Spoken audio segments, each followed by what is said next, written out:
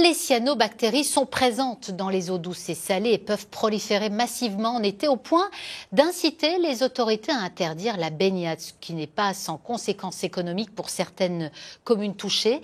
À Mittersheim, en Moselle, un dispositif d'ultrasons est utilisé pour lutter contre leur prolifération. Jean-Pierre Petit-Collat, Éric Bertrand. À la base de loisirs de Mittersheim, la saison bat son plein. Dans cet étang de 220 hectares, on peut nager sans restriction. Le drapeau est vert, car on maîtrise la prolifération des cyanobactéries.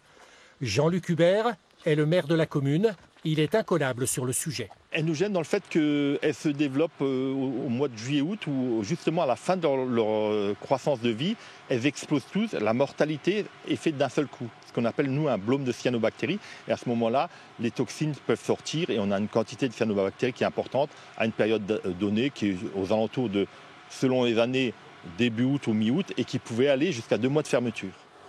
Pour lutter contre ces cyanobactéries et diminuer de 10 fois son taux, en 2021 et de façon expérimentale, car c'est une première en France, la mairie décide d'installer un dispositif d'ultrasons, de nanobulles, sans oublier l'ajout d'enzymes pour combattre ces bactéries. On met des enzymes au fond de l'étang pour manger ce que mangent les cyanobactéries.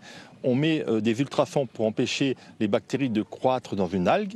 Et on met des nanobulleurs qui sont des très très fines bulles qui vont aider les enzymes à bien fonctionner, pousser les ultrasons plus loin, et quand elles tombent en fonction contre une cyanobactérie, elles éclatent et permettent à un moment ou à un autre que toutes ces cyanobactéries meurent plutôt que faire un seul moment où il y aurait un blôme de cyanobactéries. L'ensemble de ce dispositif représente un investissement de 280 000 € en grande partie subventionné par la région. Un investissement rentable car aujourd'hui, le camping municipal et sa base de loisirs sont ouverts d'avril à septembre. Aujourd'hui, grâce aux effets de cette machinerie, ça nous permet d'avoir une fréquentation beaucoup plus stable et surtout qui évolue au cours de l'été avec un gain financier important. Le chiffre d'affaires du camping est de 700 000 € par an, une manne pour cette petite commune de 600 habitants qui bondit en été à 4 000.